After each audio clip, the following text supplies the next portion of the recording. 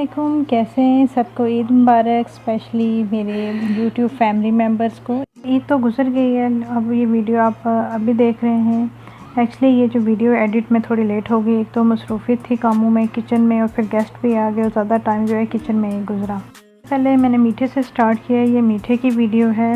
ये मैंने मिक्स खीर ही बनाई थी, बहुत ही ईजी है, इतनी मेहनत करने की ज़रूरत नहीं पड़ती और ना इतना टाइम लगता है। रेडी हो गई, फिर मैंने ठंडा होने के लिए रख दिया। उसके बाद मैंने फिर बनाई थी ये पाकिस्तानी बिरयानी। ये इसकी रेसिपी भी मैं डिस्क्रिप्शन बॉक्स में ऐड कर दूँगी, अगर किसी को चाहिए तो आप वहाँ से चेक कर लें। उसके बाद मैंने बनाया था नमकीन गोश्त बनाया था, और साथ में नान वगैरह हमने मंगवाए थे। ये आपके सामने जो डिश है ये एक अरेबिक डिश है, मिक्स ग्रिल कबाब है, टिक्का है। जैसे कि मैं अपने बेटे को पहले रेडी कर लिया था, फिर उसके बाद थोड़ी सी मौज मस्ती की।